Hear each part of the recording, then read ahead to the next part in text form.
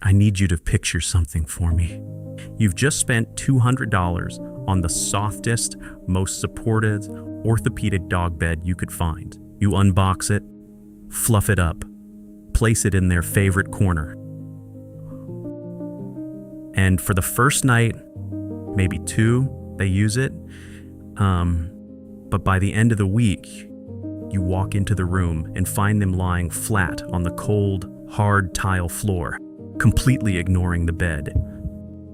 So here's the question that probably kept you up at night. Does my dog not love me anymore? I asked myself that same question every single evening when I'd find Mac sprawled out on the kitchen floor, abandoning the expensive bed I'd bought him. And honestly, I thought he was punishing me for something. But here's what I didn't know, and what most dog owners don't realize. It has nothing to do with love. Your dog isn't rejecting you. They're fleeing a torture chamber. That soft, plush bed you thought was helping them, it's actually a thermal oven roasting their inflamed joints, and a quicksand trap twisting their spine into a dangerous U shape. And the craziest part? The hard floor they're choosing instead is hurting them too, but it's the only option their body can tolerate.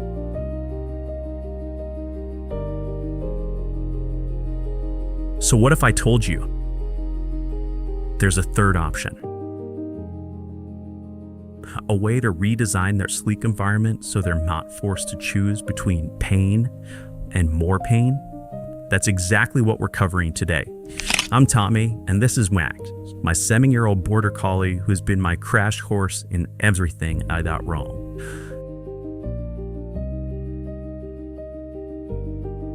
About senior dog chair. Now, full transparency, I'm not a vet.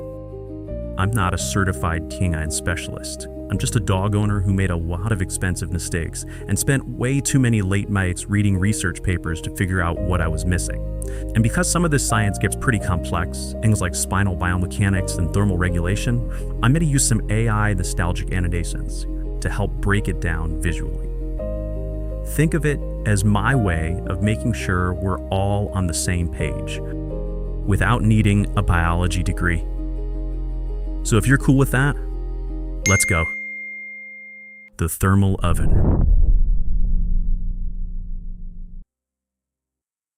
All right, let's start with the part that absolutely wrecked me when I first learned it. You know how we sweat when we're hot? Like, we get uncomfortable, our body opens up a few million sweat glands, and we cool down. It's automatic. We don't even think about it. Your dog, they can't do that. Large dogs, especially seniors, don't have sweat glands spread across their body like we do. They've got a handful on their paw pads, and that's it. So when their internal temperature starts climbing, they've got exactly two options: pant like crazy or find something cold to lie on. Now here's where it gets brutal. If your dog has arthritis, and just so we're clear, roughly 80% of dogs over 8 are dealing with it, those inflamed joints are literally radiating heat. Researchers using infrared thermography have measured this. The surface temperature over an arthritic hip or elbow runs about 2 degrees Celsius hotter than the surrounding tissue. 2 degrees doesn't sound like much, right? But imagine wearing a heated blanket that you can't take off, and it's focused directly on your knees and hips. That's what's happening inside their body. And here's the kicker. Remember that soft, fluffy dog bed we bought them?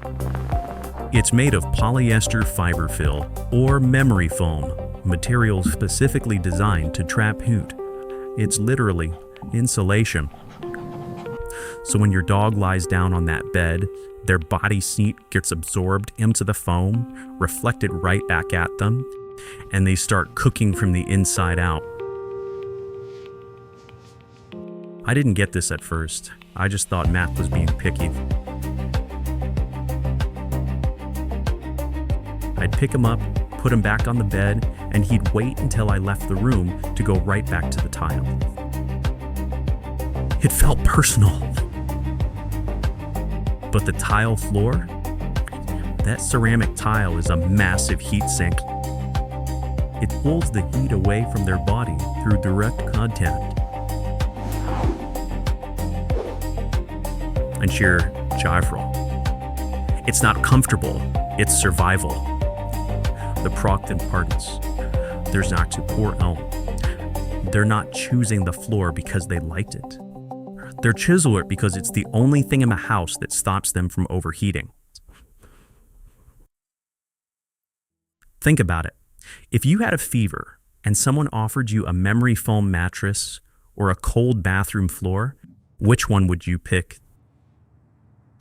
But here's the problem we haven't talked about yet. The floor might cooling down, but it's also destroying our joints in a completely different way. And that's where the real damage starts to stack up. The Quicksand clipped.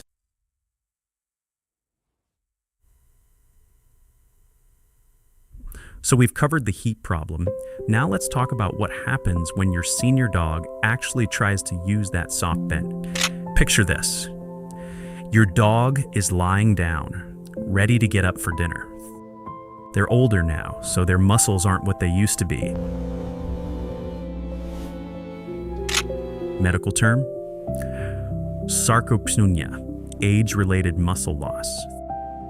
But let's just call it what it is. They're weaker than they used to be. Now, to stand up, a dog needs to push down against the ground to generate enough force to lift their body weight. It's basic physics. Hard surface equals solid resistance. Fundamentals. Solid resistance equals leverage. But when they're lying on a soft bed filled with polythro or low-density foam, something completely different happens. They push down to stand up, and instead of resistance, the bed just gives. Their paws sink into the material. Their chest sinks. Their hips drop lower than their spine. And suddenly, they're trapped in what I can only describe as biomechanical quicksand. I watched Max struggle with this for weeks before I understood what I was seeing. He'd brace himself, push, sink deeper, and then have to claw his way out of the bed like he was climbing out of a hole. And every time he did it, I could see the effort in his face. But here's the part that really mushed me up.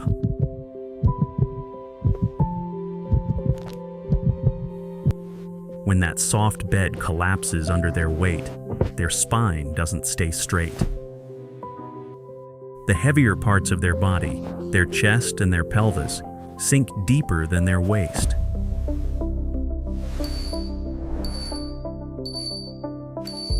So their spine bends into a U shape. And if your dog has any kind of spinal vulnerability, something called intervertebral disc disease, that unnatural curve puts direct pressure on the discs between their vertebrae. Researchers at the University of Pennsylvania have documented this.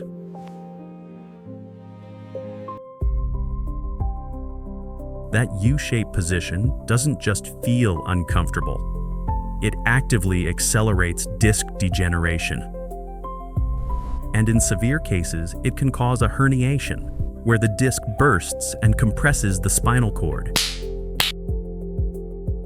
Now add one more factor into this nightmare. The startness.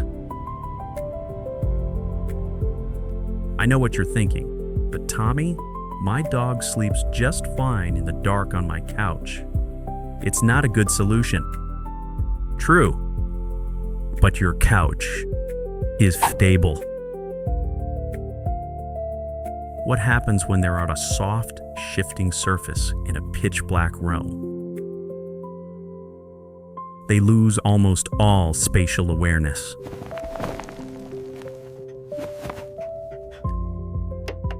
Scientists call this SSEC, soft surface, eyes closed.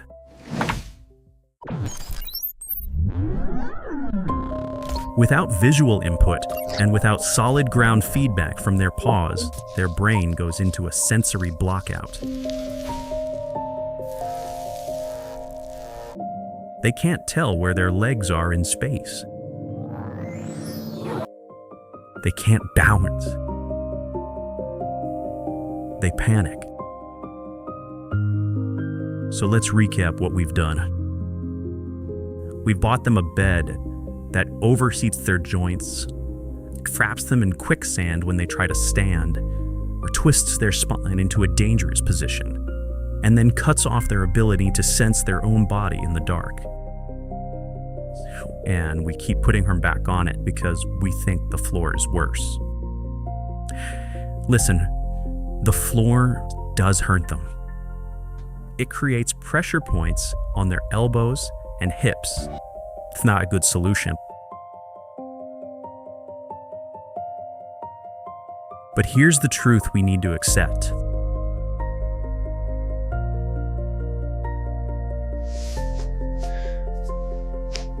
The floor gives them the only leverage they have left. So maybe it's time we stop forcing them onto the bed and start asking a better question. What if we gave them a surface that didn't make them choose? It's between overheating and losing their balance. The healing protocol. Okay, so you might be thinking, great, Tommy. So the bed is bad, the floor is bad. What am I supposed to do? Suspend my dog in boot air? And no, the answer isn't that complicated.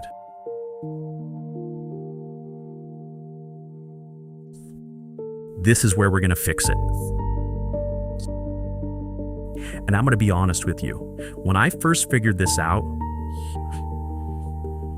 I felt like an idiot. Because the solution isn't some expensive high-tech gadget. This is not prescription medication.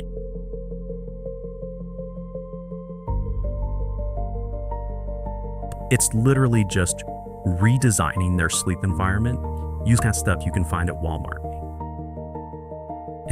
But before we get into it, let me tell you what not to do. Because I did it, and it was a disaster. Do not go to a pet store and buy another orthopedic dog bed just because the label says orthopedic. Cronus. That word is completely unregulated in the pet industry. I learned this the hard way after buying 3 different beds that all claimed to be medical grade and watching Mac flatten every single one of them within a month. So here's the actual protocol. 3 steps. And yes, I'm going to show you exactly how I did this with Nact. Because talking about it is one thing, seeing it is another. Step 1, the bed swap.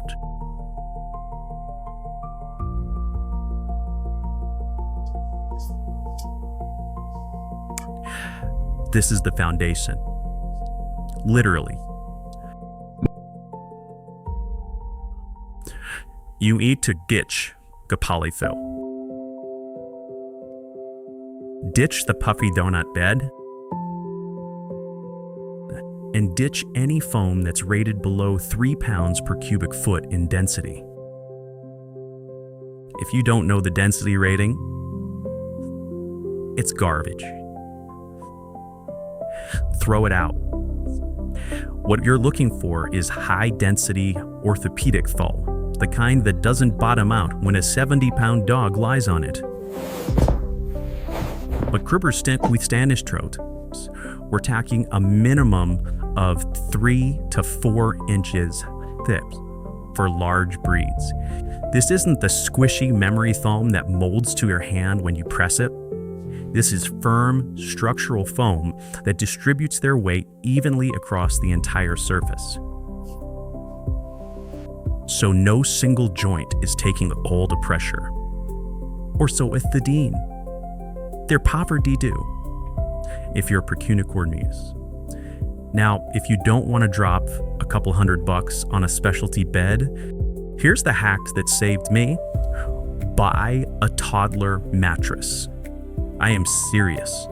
I want you to truly understand this.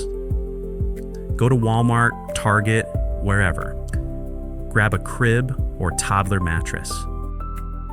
They're designed to be firm to support an infant's developing spine. They're big enough for a large dog to stretch out. And they come with a waterproof liner, which, spoiler alert, you're gonna need when your senior dog's bladder control starts slipping. When you were a little Brilli, I put one of these next to my bed for Mac, covered it with an old blanket, and for the first time in months, he actually stayed on it through the night.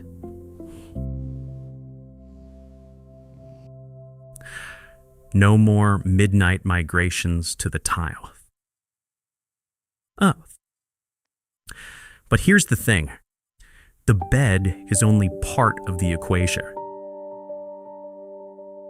Because if they're still walking on slippery floors to get to the bed, are abundant stories, and we haven't actually solved the problem yet. Step 2, the traction sticks. I'm at picture. Let me paint you a picture. Your finger dog wakes up. Their joints are stiff. Their muscles are weak. They step off their bed onto your beautiful hardwood floor, and their back legs immediately slide out from under them like Bambi on ice. I am sure you have seen this exact thing happen with your own dog at home, am I right? That panicked scramble where they're trying to stand but their paws can't grip anything. That's not just embarrassing for them. That's dangerous. Every single micro slip puts stress on your cranial cruciate ligament, ACL of the dog world. And when that tears, you're looking at surgery or permanent limping.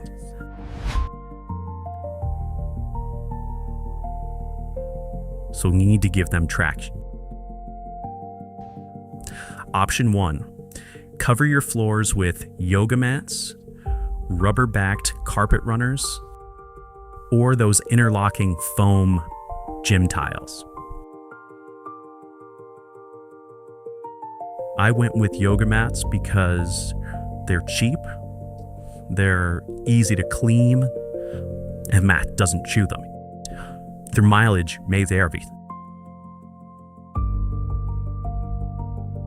Option 2, and this is the one that actually blew my mind, toe grips.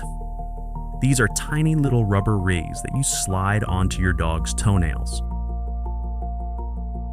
They're designed by a vet, Dr. Busby, and the concept is brilliant. Instead of covering the floor, you're giving the dog's natural gripping mechanism, their nails, something to grab onto. I was skeptical, I'll admit it. I thought, there's no way a piece of rubber the size of a Cheerio is going to help a 60-pound dog. But the first time Mac stood up on the hardwood with them on one, he didn't flip. Not even a little. I am talking absolute zero. It is honestly kind of funny how stubborn they can be. He walked across the kitchen like he was on carpet. it was one of those moments where I realized how much anxieties he'd been carrying, and I'd missed it completely. But hold on.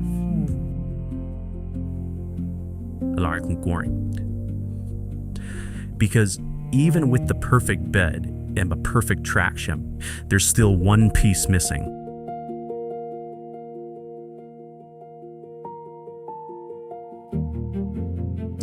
And it's the piece that ties everything together. Step 3, the cooling compromise.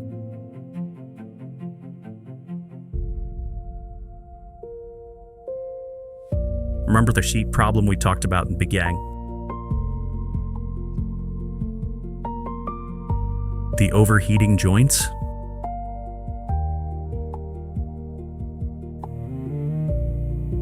The memory smelling turning into a thermal oven? Yeah, we still need to deal with that. Or party tray around. Because even if you've got high density foam that doesn't collapse, it's still dense foam. And dense foam holds heat. So here's what you do. You place a medical grade gel cooling mat.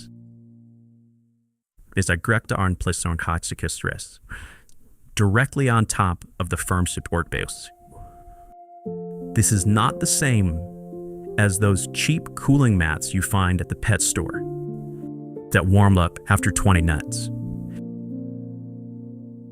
Medical grade gel mats use phase change technology. They actively pull heat away from the dog's body and dissipate it. It's the same tech they use in hospitals for patients who can't regulate their temperature. Mac's setup now looks like this. Toddler mattress on the floor, gel cooling mat on top, and an old blanket over that because he likes to nest.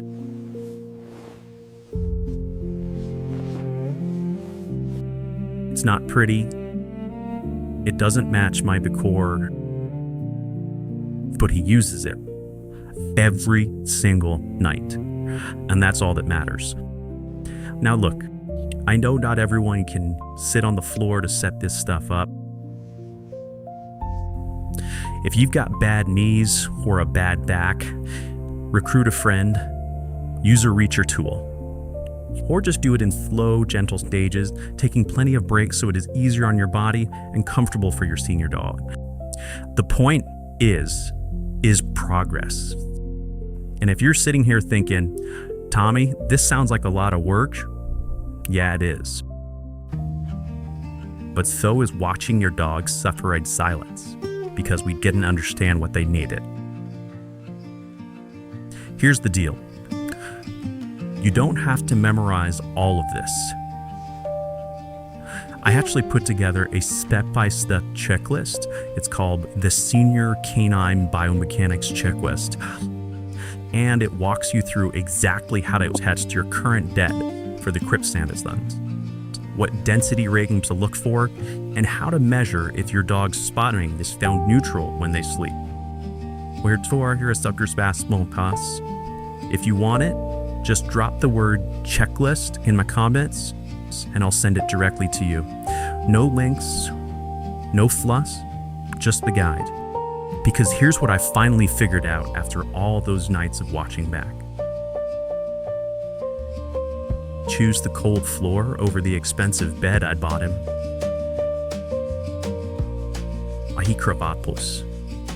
He wasn't rejecting me. He was protecting himself. In the moment I stopped taking it personally and started listening to what his body was telling me, our dogs spend their entire lives trying to make us happy. The least we can do is build them an environment where they don't have to choose between loyalty and pain. Be their peace, and they will be yours. Take care of each other.